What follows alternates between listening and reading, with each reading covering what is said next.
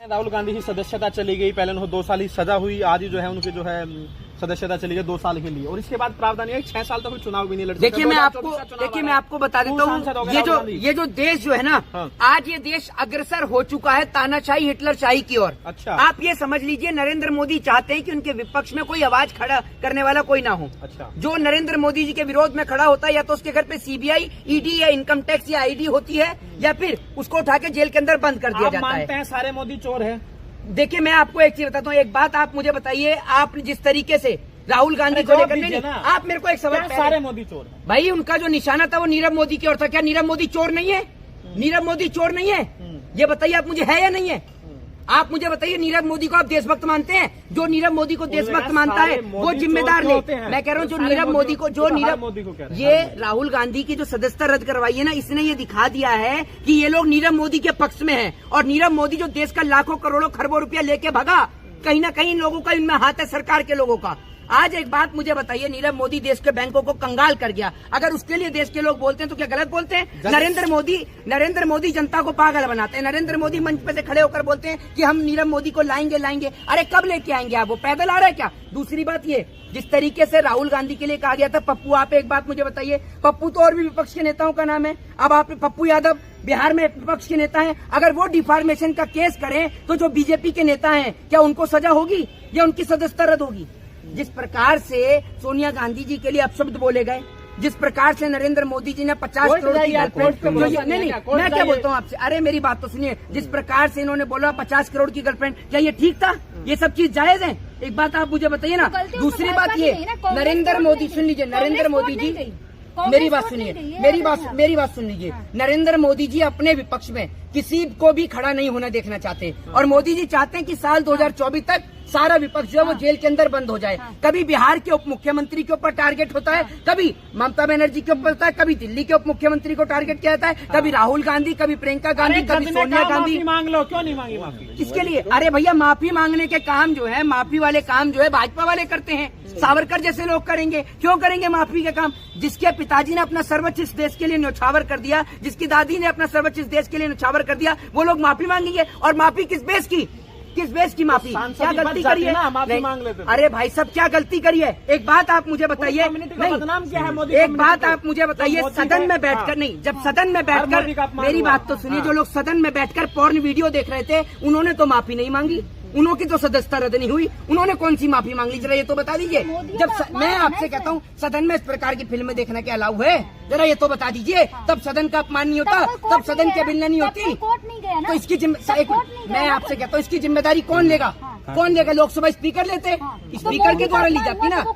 अरे भैया, मोदी जी का अपमान एक बात, जब मोदी, मेरी बात सुनिए, जब कोर्ट गए, अब पूरे देश के अंदर सबको पता है क्या नरेंद्र मोदी जी ने कैसे कैसे शब्दों का इस्तेमाल किया है। तो क्या नरेंद्र मोदी के ऊपर कार्रवाई होगी? गृह मंत्री के ऊपर? सुन लीजिए, गृह मंत्री आज क्या है? बताइए, आप एक बात बताइए, आप लोग के स्टूडेंट हैं, कानून का सम्मान तो आप भी करते हैं? बिल्कुल करते हैं। तो अगर फैसला आया तो सम्मान कीजिए ना। अरे तो भैया एक बात आप मुझे बताइए, आपको कम से कम उनको हाई कोर्ट के अंदर चैलेंज करने का समय तो देते, सुप्रीम कोर्ट में चैलेंज करने का वक्त तो देते, अपनी बात को रखने का समय तो देते। आपने डायरेक्ट उनकी सदस्यता रद्द कर दी, जब आपने 30 दिन की उनको जो अंतरिम तौर पर, नहीं मैं क्या बोलता हूँ भाई साहब, तत्काल प्रभाव से होती तो 2 दिन 3 दिन का एक समय तो होता है। आपने उनको मतलब एक बार इतनी जल्दी सजा तो बलात्कारियों को, अरे मेरी बात सुन लीजिए, अगर इतनी जल्दी सजा देश के अंदर बलात्कारियों को हो गई होती ना, तो देश की बहन बेटी, आज मैं क्या बोलता हूँ आपसे, सदस्यता गई है। एक बीजेपी का नेता बता दीजिए जिसकी सदस्यता गई हो, बताइए। गई है, बताइए कि बताइए ना। यूपी से जो है अभी उपचुनाव हुआ था यूपी में, खतौली के विधायक की गई है। अरे तो मेरी बात तो सुनिए, मेरी बात सुनिए, इस बात को लेकर गई है क्या? जिसने विपक्ष को 2 साल की सजा हुई, अगर किसी भी व्यक्ति को, मेरे को पता है किसी, हाँ 2 साल की सजा होती है, तो 6 साल तक चुनाव नहीं लड़ सकता है, मुझे पता है, बिल्कुल मुझे पता है। इसीलिए राहुल गांधी को जो है वो 2 साल की सजा का प्रावधान किया है। मैं भी तो आपको बता रहा हूँ। एक बात आप मुझे बताइए, एक इस देश के अंदर के डेमोक्रेसी के अंदर, लोकतंत्र के अंदर बोलने की आजादी नहीं है? ये सबको आप एक समान निगाह से देखते हैं? कोई विपक्ष के नेता को एक बात आप मुझे बताइए, आए दिन सारा विपक्ष आपने उठाकर जेल के अंदर बंद कर दिया है। ये एक तरीके से जैसे एडोल्फ हिटलर ने इस देश के अंदर तानाशाही, जापान में तानाशाही स्थापित करी थी, ठीक उसी प्रकार से जर्मनी में, ठीक उसी प्रकार का काम जो है नरेंद्र मोदी करने का काम कर रहे हैं भारत देश की सरजमी पे। लोगों को बोलने की आजादी नहीं है, डेमोक्रेसी की बात करते हैं, लोकतंत्र कहाँ है? का चुनाव होगा, राहुल गांधी मैदान में नहीं होंगे, अरे भैया नरेंद्र मोदी का रास्ता, मेरी बात तो सुन लीजिए, राहुल गांधी का कोई विपक्ष का नेता ही नहीं छोड़ रहे हैं। नरेंद्र मोदी तो चाहते हैं कि साल 2024 से पहले ही सारे नेताओं को जेल के अंदर बुक कर दिया जाए और ये लोग अकेले लड़े। जाने का प्रावधान नहीं है जी, अब राहुल गांधी के पास कोर्ट जाने का प्रावधान नहीं है। क्यों नहीं है? फिर क्यों नहीं है? कोर्ट जाएंगे, कोर्ट नाम की चीज है क्या? उनको दोबारा जो जहाँ से सजा मिली है अपर कोर्ट में जाएंगे तो उसके बाद उन्हें रियायत मिलने की उम्मीद नहीं है। क्यों नहीं है? तो वो क्यों नहीं जाएंगे और क्यों अपनी सदस्यता को लेकर वो सुप्रीम कोर्ट में या कहीं पे क्यों नहीं करेंगे? जाएंगे, बिल्कुल जाएंगे, हाई कोर्ट में चैलेंज करेंगे, सुप्रीम कोर्ट में चैलेंज करेंगे, क्यों नहीं करेंगे? वो एक हर एक व्यक्ति का एक फंडामेंटल राइट है। आप फंडामेंटल राइट छीन लेंगे क्या किसी व्यक्ति का? आप एक बात मुझे बताइए, हर एक व्यक्ति का फंडामेंटल राइट है, आप थोड़ी छीन सकते हैं फंडामेंटल राइट। और आप थोड़ी बताएंगे कि राहुल गांधी हाई कोर्ट जाएंगे, वो जाएंगे। एक हर एक व्यक्ति का एक अधिकार है, ये अधिकार कोई उनसे नहीं छीन सकता। लेकिन जिस प्रकार से तत्कालीन ये जो फैसला लिया गया है, अगर इसी प्रकार से तत्कालीन फैसले अगर बलात्कारियों के ऊपर लिए गए होते तो आज मेरे को लगता नहीं है कि बहन बेटियों के साथ बलात्कार होता देश में। क्या इतने तत्कालीन फैसले? शारदा चिटफंड घोटाले के आरोपी थे, शारदा नारदा के घोटाले के आरोपी आज भाजपा ज्वाइन करे तो सारे आरोप उनके ऊपर से खारिज हो गए। तो एक ही देश में, एक ही संविधान से चलते हुए देश में एक ही व्यक्ति के लिए दो अलग अलग कानून कैसे हो सकते हैं? इस सवाल का जवाब दे कोई। लेकिन अभी कुछ दिन पहले संबित पात्रा ने मीर जफर से तुलना की है राहुल गांधी की। नहीं, तब अपमान कहाँ होगा? तब कहाँ अपमान होगा? जरा ये तो बता दीजिए, तब अपमान नहीं होगा ना। अगर भाजपा वाला करें तो डांस है और दूसरा करें तो मुजरा है? एक बात आप मुझे बताइए कि जिस तरीके से राहुल गांधी के ऊपर लगातार टिप्पणी करी, लेकिन डेमोक्रेसी इसी को कहा जाता है कि आप डेमोक्रेसी में किसी के ऊपर आरोप और प्रत्यारोपण कर सकें, सरकार से सवाल और जवाब कर सकें। अब सरकार विपक्ष के नेताओं को उठाकर जेल में डाले तो कहीं ना कहीं ये लोकतंत्र की एक अवहेलना है, लोकतंत्र की धज्जियां उड़ाई जा रही हैं देश के अंदर। आज राइट टू स्पीच का जो अधिकार है वो लोगों से कहीं ना कहीं दबाने की कोशिश करी जाती है। माफी मांग लीजिए ना, कह तो रहे थे संबित पात्रा की माफी मांग लेते सारी। अरे एक बात आप मुझे बताइए, माफी मांगने के काम भाजपाइयों के हैं, वो मांगे माफी, ठीक है ना। और भाजपाई अगर माफी मांगते रहेंगे ना तो सारी जिंदगी भी माफीनामे लिखेंगे तो भी कम पड़ जाएंगे। इतनी गलती करी क्यों? क्या गलती करी है? क्या गलती करी है? हाँ, उन्होंने कहा सारे मोदी चोर होते हैं। नीरव मोदी चोर है या नहीं है ये बता दो। उन्होंने सारे मैं आपसे कहता हूँ नीरव मोदी चोर है वाले को मोदी का नाम तो नहीं लिया है?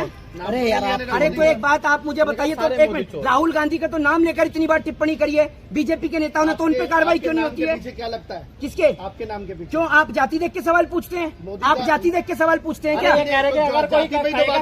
अगर कोई कुछ कहेगा आपको गुस्सा लगेगा कि नहीं, बुरा लगेगा? अरे भैया, आपके सरनेम को लेकर, अगर आपके सरनेम को लेकर कोई एक आदमी गलत है तो इसका मतलब मेरी बात का तो आप जवाब दिए, मेरी बात सुनिए। एक बात आप मुझे बताइए, जो राहुल गांधी के ऊपर जो टिप्पणी करी गई है, नहीं राहुल, अरे भैया एक मिनट, राहुल गांधी के ऊपर जो टिप्पणी की गई है, राहुल गांधी के ऊपर जो टिप्पणी पहले भी बीजेपी के नेताओं ने करी है, उसका आप जवाब देंगे? उसके ऊपर क्यों नहीं कार्रवाई होती है? जब संबित पात्रा बोलते हैं राहुल गांधी को लेकर तब तो कार्रवाई नहीं होती, क्यों नहीं होती कार्रवाई? क्यों नहीं करते? क्यों नहीं करते? अरे भैया सुन लीजिए, जितनी जल्दी फैसले भाजपा के केस में होते हैं ना, उतनी जल्दी फैसले किसी के केसेस में नहीं होते, ये भी आप सुन लीजिए। कहीं ना कहीं हमने भी देखा है, आज कोर्ट के ऊपर, न्यायपालिका के ऊपर अगर आप सवाल खड़ा करते हैं तो आपके ऊपर खुद मुकदमा दर्ज होता है, क्योंकि आप न्यायपालिका पे सवाल नहीं खड़े कर सकते। लेकिन हमने भी देखा है कि जजों को राज्यसभा तक का रास्ता कैसे उन्होंने तय किया है, जब chief justice of India CJI खुद ये कहते हैं कि नरेंद्र मोदी जी के ऊपर आर्टिकल लिखने वाले व्यक्ति को आज जज नहीं बनाया गया। ये खुद सीजेआई की बेंच में जब 3 जज बैठते हैं तो वो खुद अपने मुंह से ये बात कहते हैं। तो कहीं ना कहीं ये डेमोक्रेसी का अपमान नहीं है क्या? डेमोक्रेसी में लोगों को लिखने की, अभिव्यक्ति की आजादी नहीं है? राइट टू स्पीच की आजादी नहीं है? एक बात का जवाब दीजिए ना। जब सीजेआई को ये बात बोलनी पड़े, चीफ जस्टिस ऑफ इंडिया को, तो आप सोच लीजिए कि कहीं ना कहीं अगर कोई मोदी की खिलाफत कर रहा है यानी उसको इससे देश की खिलाफत से कंपैरिजन कर दिया जाता है। ऐसा क्यों? अब 2024 में किसे देख रहे हो आप? देखिए 2024 में किसे देख रहे हैं, फैसला देश की जनता का है, ठीक है ना। आप और हम डिसाइड नहीं करेंगे, आप यहाँ पर चुनाव नहीं लड़वा रहे हैं। अगर राहत नहीं मिलती है तो क्या देखिए? मोदी का रास्ता साहब, क्या मोदी को, ये तो बात जनता को समझनी चाहिए। अगर कोई व्यक्ति, मैं हूँ, अगर मैं आपसे पैसा लेकर चला गया तो कल को आप मेरे, कम से कम मेरे पिताजी से कहोगे जी आपका बेटा मेरे पैसे लेके भाग गया। मोदी जी के तो आगे नाथ ना पीछे पगात है। ये जो देश बिक रहा है, railway, air India, BSNL, MTNL, जो लोग बेरोजगारी से मर रहे हैं, महंगाई से मर रहे हैं, आए दिन 10 दिन देश की मीडिया वो चलाती है नूपुर शर्मा को, 10 दिन पाकिस्तान चलाएगी, 10 दिन यूक्रेन का युद्ध चलाएगी। ये जो लोगों का माइंड डाइवर्ट करने का जो कॉन्सेप्ट जो चला रखा है ना, ये पूरा देश देख रहा है इस कॉन्सेप्ट को। और ये याद रखिएगा, जिस दिन ये लोग सरकार से गए, ये लोग इस देश को वापस से गुलाम बनाकर जाएंगे। अगर 2024 में मोदी जी दोबारा आते हैं तो इस देश के अंदर लोगों को बोलना तो दूर की बात, ये वापस से राज स्थापित